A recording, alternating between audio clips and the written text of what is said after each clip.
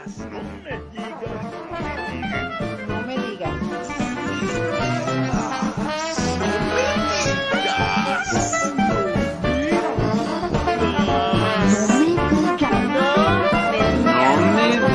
Café con sabor amargo.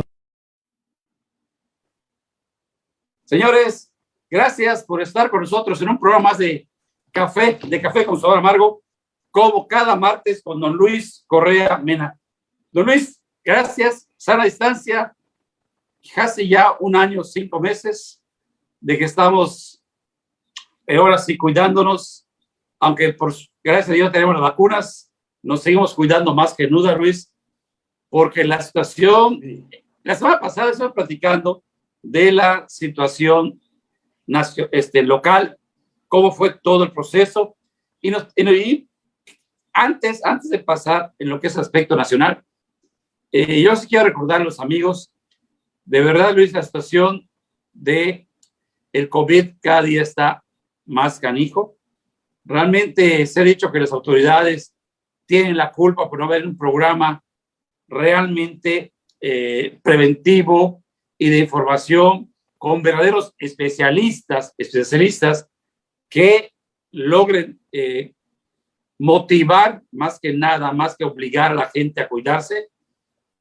Y es un error que, los hemos dicho, se ha tenido por parte de la Secretaría de Salud, pero también por parte de nosotros, los ciudadanos, Luis, que no nos cuidamos. Las medidas que nos han estado diciendo desde hace más de un año, no las llevamos a cabo como debe ser. Y el aumento de casos, que es una nueva cepa, que si 2 cepas, que sepa lo que está pasando. El problema, Luis, es que realmente hay 2 situaciones. Uno, los ciudadanos no nos estamos cuidando y sabemos qué medidas vamos a tomar. Y las autoridades, que por desgracia, como decían mis amigos infectólogos y epidemiólogos, no hay un líder de sector que nos informe y que le creamos, y eso también es grave, Luis. Sí, bueno, muy buenos días, Gerardo. Sí, lamentablemente, pues en algún momento pensamos que esta sana distancia que hemos seguido para la transmisión de estos programas ya iba a ser innecesaria cuando descendían considerablemente el número de contagios, el número de gente hospitalizada y obviamente el número de muertos. Desafortunadamente no es así. Estamos casi por terminar el 6º mes del año, cuando a principios del año dijimos que iba a ser un año difícil por la pandemia. No más de uno nos llamó pesimistas, nos llamó alarmistas. De alguna manera pensaron que estábamos exagerando lo que íbamos a vivir durante este año, porque los anuncios de que venían, el anuncio de que venían las vacunas y la vacuna iba a ser la solución inmediata de la situación epidemiológica en el país, específicamente por el SARS-CoV-2, pues iba a ser superada. Nuestra posición al respecto, pues de alguna manera era desesperanzadora. La realidad, desgraciadamente, siempre insisto que cuando tengo opiniones negativas o algún diagnóstico cargado de malas noticias, pues quisiera equivocarme, siempre quisiera equivocarme cuando lo que veo daña a México y a los mexicanos. Desafortunadamente, pues el tiempo, las circunstancias nos están dando la razón, no ha sido superada, las vacunas no han llegado en la dimensión planteada. Yo el otro día veía una publicación del mes de febrero, de Genaro Villamil, encargado de la comunicación, de una parte de la comunicación de este gobierno, cuando hablaba de millones y millones y decenas de millones de vacunas que iba a haber en el mes de mayo a más tardar, y resulta que pues estamos terminando, como digo, casi el 6º mes del año, y pues no se ha vacunado ni el 25%, la cuarta parte de la gente.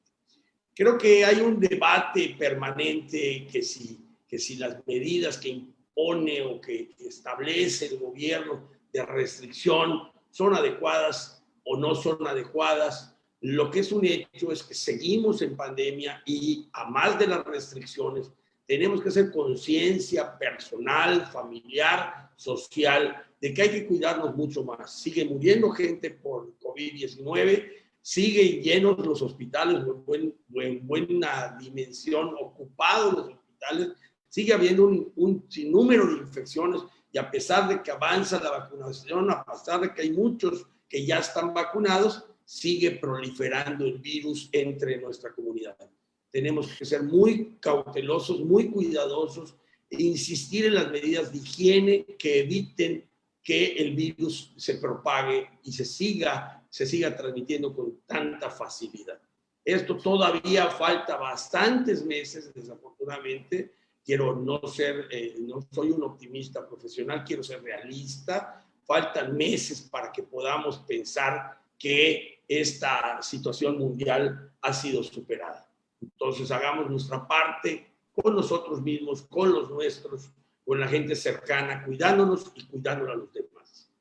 No, pero Luis, además, vemos que las últimas 3 semanas, al menos acá en Yucatán, el contagio se han disparado tremendamente, pero pero los hospitales están 320, 325. ¿Cuál es realmente la situación hospitalaria que realmente tenemos en los espacios públicos? Sí, y es grave la situación. Igual en el mismo orden. Sí, decía que contagios también en el mismo orden de los 300 cuando llegamos a tener en cifras oficiales 40 contagios al día. Pues hombre, pues estamos 5 veces más, 6 veces más, 7 veces más el número de contagios y el número de hospitalizados. Lo que es un hecho es que pues aquí está presente el virus, se propaga con relativa facilidad y tenemos la necesidad de seguirnos cuidando. O sea, cuando dicen que rompemos el récord de contagios, nada más hay que observar algo, Gerardo, que en su momento dijimos antes. Finalmente el número de contagios va a variar en la medida que tú hagas pruebas.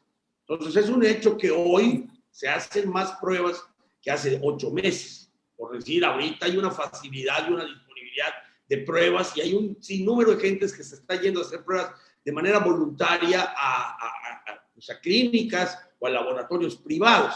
Entonces es un hecho que hoy se están haciendo más pruebas, pero es un hecho que hoy están saliendo positivos mucha gente.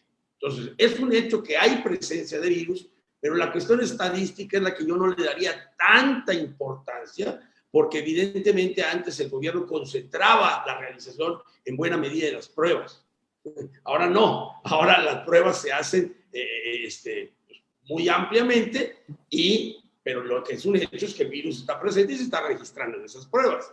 Entonces, esa es la parte importante. El virus no se ha ido, el virus, por los datos que tenemos de hospitalización y muertos, está incrementando nuevamente su presencia y obviamente eso nos debe jalar las orejas a todos, más allá de las restricciones que imponga el gobierno, a todos los ciudadanos de hacer nuestra parte para cuidar.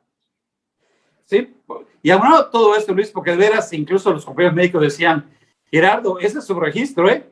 La realidad es otra, porque en los municipios del interior del estado, los alcaldes ocultan muchas veces la información, hay muertes que no se dan a conocer, y me decían, no es para alarmar, pero sí para cuidarnos más. Tenemos que cuidarnos más, tenemos que, de verdad, y yo le he dicho como compañeros médicos que están cansados, Luis, dices, oye, frustrados de que nos estamos nosotros cuidando, las enfermeras, químicos y todo, y cuando llega un nuevo paciente y porque se fue de parranda, de veras ese coraje y la impotencia que dicen, oye, o sea, eso es lo que muchas veces está frustrando al sector salud, Luis, por esa falta de responsabilidad de la misma gente que no se cuida, Luis. Y eso es la realidad que está pasando. Hay un nivel importante de inconsciencia, hay un nivel importante de desestimación de la enfermedad. Mira, yo tengo amigos, Gerardo, seguramente tú también, y todos los que nos oyen, tendrán alguno que decía, no pasa nada, veámonos, estemos sin el cubrebocas, total, tú estás sano, yo estoy sano, y después han caído y después de bastante tiempo en cama han terminado diciendo, la libré.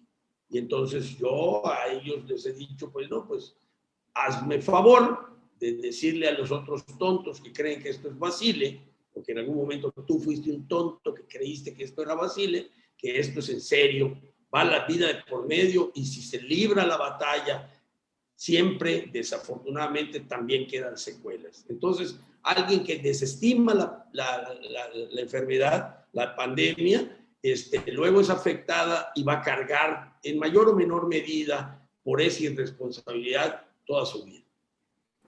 Oye, Luis, toca hacer una palabra interesante que es ya la libré y desestiman la enfermedad.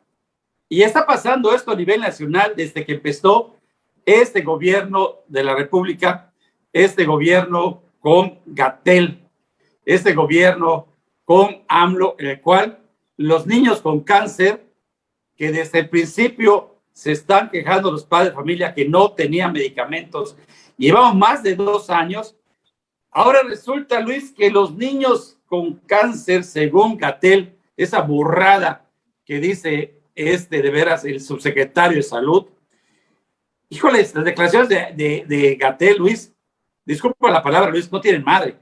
De verdad, cuando escuches a un funcionario de esos niveles, ya dices, oye, de verdad, Luis, ¿cómo puedes defender lo indefendible, que las faltas de medicamentos de niños con cáncer, y ellos son capaces, porque quieren derrocar, oye, al gobierno de AMLO? Luis, de verdad, ¿qué fumó este cuate? Pudiéramos abordar el asunto desde 2 aspectos. A ver, específicamente la cuestión de las medicinas y la cuestión de la declaración de Gatell. Aun cuando están juntas, son 2 cosas, yo creo, diferentes. La declaración de Gatell, en primer lugar. La declaración de Gatell es consistente a lo que el gobierno ha hecho siempre contra cualquiera que difiere de su posición. Es decir, el que no está de acuerdo con nosotros tiene intereses perversos, ¿no? O es un corrupto, o es un chayotero, o es un fifí, o es un conservador, o es alguien que se opone al desarrollo del país, o es etcétera, etcétera. Entonces, para todo miembro del gabinete aleccionado por la visión y comunicación del presidente Andrés Manuel, todo aquel que se oponga a algo, discrepe de algo de la 4T, del gobierno encabezado por Andrés Manuel, tiene algo detrás perverso. En este caso llega al extremo, Gatell, de decir que lo que mueve a los reclamantes de medicinas de hace más de 2 años y medio, reclamantes de medicinas para el combate del cáncer infantil, del cáncer en los niños específicamente, es un deseo golpista, ¿no? Bueno, en primer lugar, esta cuestión de golpe lo hemos oído en las mañaneras de Andrés Manuel. O sea, es la línea perfectamente conductora del discurso militante de los funcionarios de este gobierno para vender, seguir reclutando adhesiones a su causa, ¿no? Entonces, ¿contra quién? Contra todo el que se ocupa. Entonces, bueno, ¿por qué me sale una ligera sonrisa cuando oigo lo del golpe de Estado? Porque decía mi maestro, Carlos Castillo Peraza, que ante ciertas expresiones como esta, decía, no hay materia, ¿no? Golpe de Estado, no puede haber golpe de Estado si no hay Estado. Independientemente de las precisiones conceptuales del Estado, básicamente la más genéricamente aceptada es que es el conjunto de instituciones que genera autoridad para instrumentar normas y que la comunidad se conduzca bajo esas normas. Y caray, cuando tú ves un gobierno como este, que lo que hace es lo contrario, al grado de que ni siquiera, y ahí me voy a las medicinas en concreto, ni siquiera es capaz administrativamente en 2 años y medio corregir sus procedimientos para que la medicina que reclaman los niños que tienen cáncer esté disponible. Estás hablando de una incapacidad total. Yo ya no estoy juzgando si el gobierno nos puede dar seguridad total en el país, plena seguridad. No. Estamos hablando de un procedimiento administrativo de adquisición de medicinas para niños con cáncer. O sea, oye, Luis, esa capacidad tienen. Pero Luis, este ha sido el proceso, esto ha sido desde que empezó con esta administración. Siempre licitaciones directas, adjudicaciones directas, le valió gorro la transparencia, y así como están los medicamentos de niños con cáncer, que tampoco, también hay otros, y les vale reverendo cacahuate. Allá iba yo a derivar lo específico de la adquisición. No se tiene capacidad administrativa para esto. Entonces, bueno, esta expresión política de Hugo López-Gatell, de que hay intereses golpistas en la reclamación de la no existencia o no disponibilidad de medicinas para el combate del cáncer en niños, caray, pues habla, en primer lugar, de una falta total de capacidad básica en lo administrativo, la compra de un producto, por un lado. Pero en realidad ese es el fondo, y ahí es donde tú empiezas a tocar el tema donde quería yo derivar esto. ¿Realmente es incapacidad de adquirir, o resulta que la reversión de los procesos de adquisición, de construcción, que ya tenían el gobierno como institución, no como unidad administrativa temporal de Peña Nieto, Andrés Manuel, sino el gobierno en su conjunto, son desarmados, desarticulados? ¿Con qué propósito? El gobierno nos vende que con propósito de combatir la corrupción. Yo, la verdad, cuando veo 2 años y medio después que seguimos en el problema, yo creo que el problema no es ese. Es una falta de interés o demasiado interés. Una falta de interés en adquirir medicinas y combatir el cáncer infantil, o un exceso de interés en términos económicos. Lo que quieren es sus tratos, es decir, todos los tratos de otros, el que vendía, el que compraba o con el que se hacía negocio entre gobierno y privado, pues tuvo el beneficio de los gobernantes anteriores. Y entonces hay que deshacer todos los tratos existentes para que el beneficio caiga en las bolsas de los actuales. Entonces aquí hay un conjunto en esta declaración, hay un conjunto de temas en esta declaración de Gatell que para mí me parecen altamente preocupantes. Y no porque sea el Gatell el que lo diga, sino porque esa es la posición del gobierno que encabeza Andrés Manuel. Por un lado, el sostenimiento que todo aquel que se opone o difiere de lo que nosotros hagamos tiene intereses perversos. Mala tos tiene María. Resulta que hay que ser de ellos, como él lo ha dicho claramente, Andrés Manuel, el que no esté con nosotros está contra nosotros. Entonces, mal. Está aleccionando a todos los integrantes de su gabinete, y ya resulta que los doctores hablan de políticas de Estado. Ah, caray. Entonces ya bajamos demasiado el nivel de la conversación y ya desvirtuamos demasiado los conceptos. Y por otro lado, te digo, varios temas se conjuntan en esa misma declaración. Una subestimación de la necesidad de medicinas para quienes estén enfermos. Una incapacidad administrativa desde principios de la administración acreditada, 2 años y medio, cuando no se tiene la disponibilidad de medicinas para el combate del cáncer infantil. Y por último, ¿qué interés hay en que esos procesos hayan sido desarmados? Si fueron por corrupción, no han podido dejar de ser corruptos en 2 años y medio para poder hacer las adquisiciones que tengan la calificación de incorruptas, de impolutas, de limpias, de sanas, administrativamente hablando. Caray, me parece que lo que acredita Andrés Manuel es lo que decía mi maestro. No hay materia, no hay Estado, no hay una capacidad, no hay un andamiaje institucional que procure la conducción de una comunidad en medio de sus normas, una convivencia sana. No habría materia para un golpe de Estado.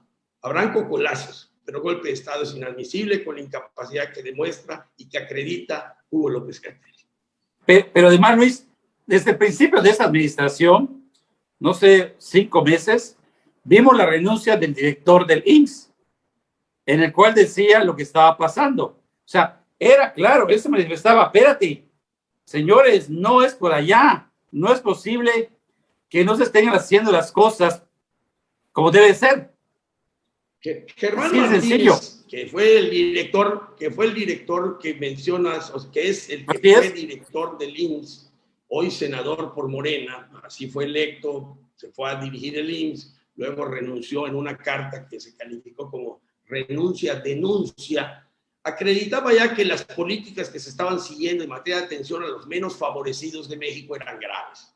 Y él renunció, en síntesis, para no ser cómplice o no cargar en su conciencia la desatención de aquellos que acuden al IMSS porque no tienen seguridad privada.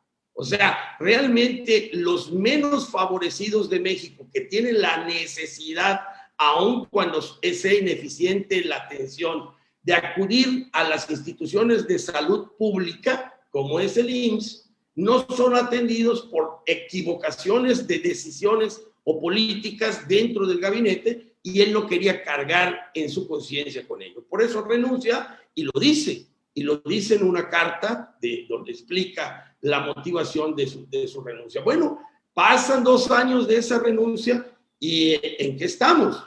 En que ahora, en lugar de, hombre, cómprese las medicinas y cállese la expresión en contrario de este gobierno, ahora se censura la opinión en lugar de hacer el procedimiento administrativo más sencillo del mundo para tener la disponibilidad de las medicinas oncológicas. Entonces, aquí, en lugar de hacer la parte correspondiente el gobierno, le seguirá cargando, porque esa es la visión y la concepción de esta situación de México desde la óptica de AMLO y sus publicistas, sus ideólogos y demás. En realidad, nosotros no tenemos ninguna responsabilidad en hacer y todo lo tienen que hacer ustedes. Bueno, ya te acuerdas cuando Andrés Manuel prácticamente convocaba a médicos y enfermeras a poner su lana Sí. para comprar medicinas a los enfermos, porque entonces no es un buen médico y no es una buena enfermera quien no sacrifica su dinero por curar a alguien. Caray, pues yo ya no quiero ni que sacrifique su dinero, Andrés Manuel, que ponga el dinero que ponemos los mexicanos, bien impuestos, para comprar esas medicinas, pero ni eso hace. Entonces, por eso yo concluía el comentario anterior, que no hay materia, no hay Estado. O sea, a ver, estamos en un desgobierno total, no tenemos las instituciones eficientes con autoridad para atender los diversos asuntos del país, y entonces estamos en una situación que cada día se agrava. Tenemos supuesta paz social y eso nos tranquiliza, hombre, no nos estamos matando por ver quién ocupa el gobierno, pero la falta de gobierno mata. Oye, Luis, y eso además, hay que tenerlo muy en cuenta. Mata por cáncer, o mata por COVID, o mata por miles de razones. Y ya no digamos por delincuencia organizada, que eso es lo que me parece un tema importante también para eso te iba a decir. Sí, porque realmente, oye, Luis, ahora resulta que, y se dijo desde hace tiempo, la delincuencia organizada está metida en la política, y ahora más que nunca, ¿sí? No se puede combatir a los narcos, no, hay que darles amor. El video de él, incluso me acuerdo un video de él que pasaron hace poco, donde está él hablando con los militares y dirigiendo. Los militares, señores, los bandidos, los narcos son seres humanos, tienen derechos humanos, hay que respetarlos. Y veías la cara de ese caso de las mujeres militares, que no daban crédito, Luis, ni siquiera lo volteaban a ver. Dices, ¿cómo te atreves a decir eso? Y cuando el gobernador de Michoacán dice lo que dice, y además se presenta, aquí está, ni lo recibe, Luis. Pues, ¿de qué se trata? A ver, ¿por qué se hace presente hoy? El presente está y hoy adquiere un elemento adicional cuando un gobernador anuncia o declara en los pasados días que tiene pruebas que él puede afirmar que el narcotráfico, la organización criminal dedicada a la cuestión de los narcóticos, intervino en los procesos electorales, y específicamente menciona la zona caliente de Michoacán. Es Silvano Aureoles, y dice el presidente, si tiene pruebas, que las presente. Él acepta el reto que lanza el presidente y acude a una de las puertas de Palacio el día de hoy. Y entonces se presenta y dice, aquí tengo las pruebas, quiero hablar con el presidente para entregarse. El presidente reacciona en la mañanera y dice, yo no tengo por qué intervenir, ese es un asunto electoral. Como si los delitos de amenazas, secuestros, muerte, violenta o muerte por asesinato, el tráfico de drogas, no fueran delitos del orden federal, independientemente si se dan en un proceso electoral o no. Eso, a ver, no es para que no, que lo atiende el INE, ¿no? No. Oye, pero ¿por qué se presenta Silvano Aureoles así? Hombre, también es parte de show mediático, ¿no? Es acaparar la atención. Oye, debió haber pedido cita, sí, debió haber pedido cita, pero es más, si fuera un presidente que realmente actúa como dice, ni siquiera tenía que haber pedido Silvano Aureoles cita, yo lo hubiera buscado. A ver, tenemos un presidente que dice que todas las mañanas a las 6 de la mañana se preocupa y ocupa de la seguridad de este país. Si hay un gobernador, que me imagino que los gobernadores, hasta el más tonto, debe estar bien informado, o cuando menos tiene que le lleve los datos en su estado de qué pasa, debe tener o puede tener buena información de lo que está pasando en materia de seguridad o en materia de inseguridad en este país.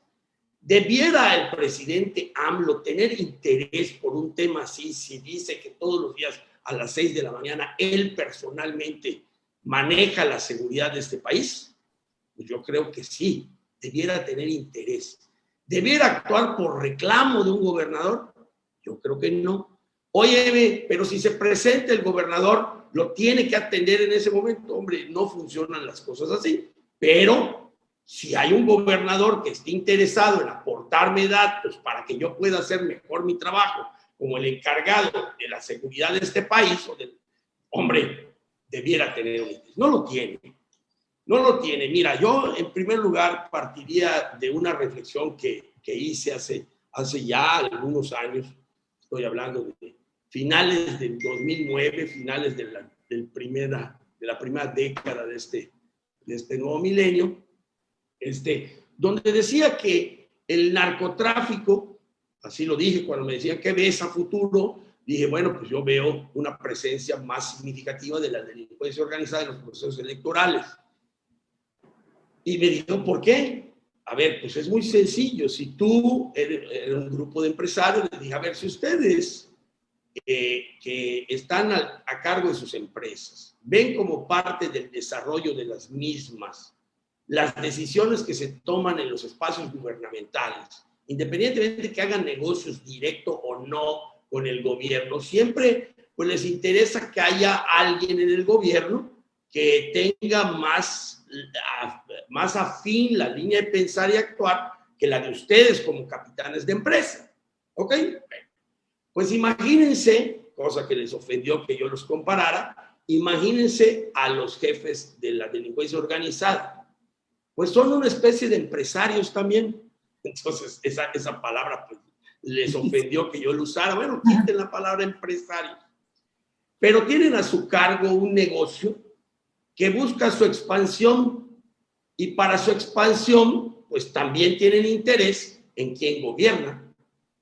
Pero además son entes de negocio que no tienen ningún acotamiento moral o ético como tienen sus empresas.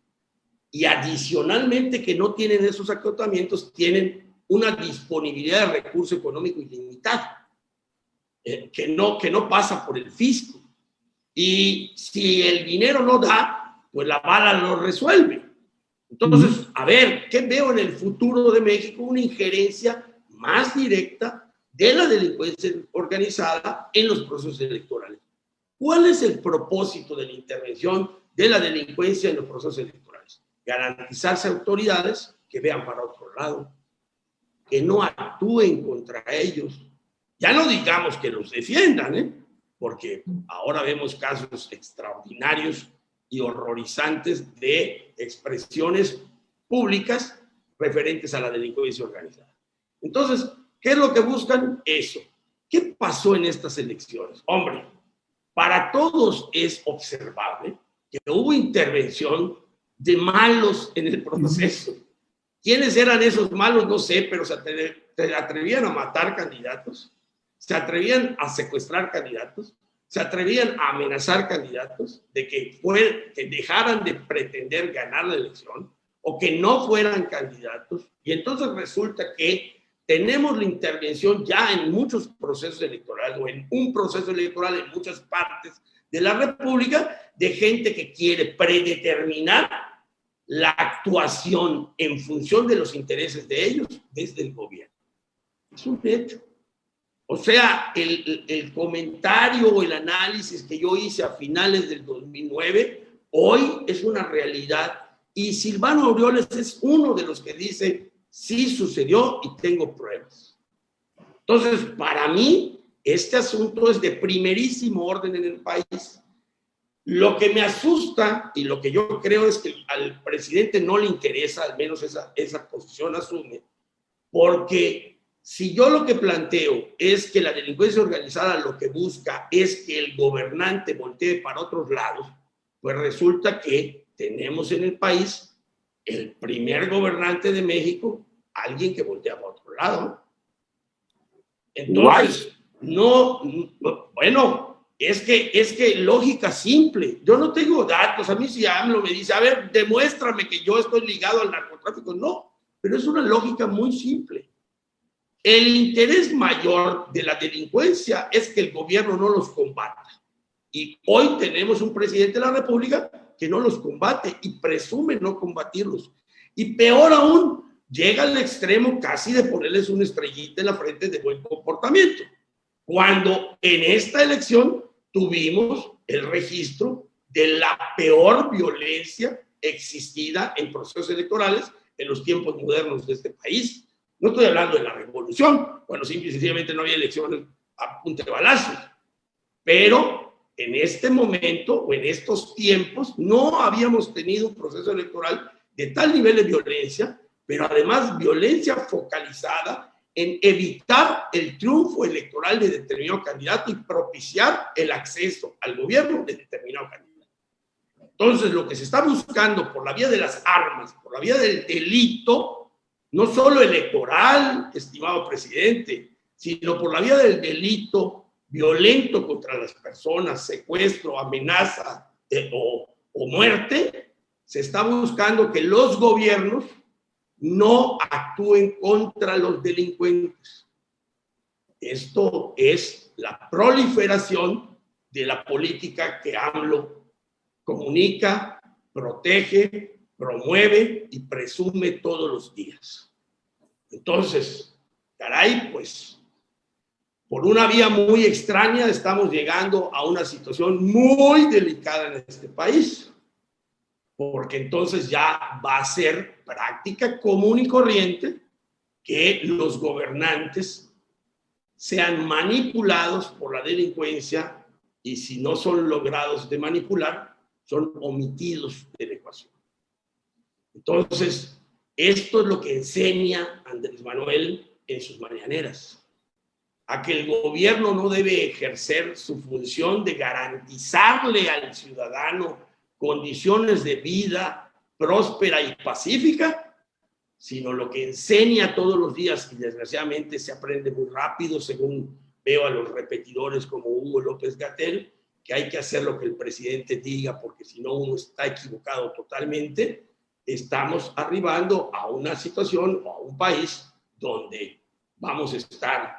Yo no me atrevería a usar los términos de Silvano Aureoles, que es un narcopartido o es un narcoestado, pero es la renuncia, sí, a ser gobierno, a ejercer su responsabilidad, y los paganos, pues seremos todos los mexicanos, porque los delincuentes tendrán la complacencia, si no es que la complicidad de los gobernantes. Señor Don Luis Correa, gracias y hasta la próxima. No me digas, no me digas, no me digas. No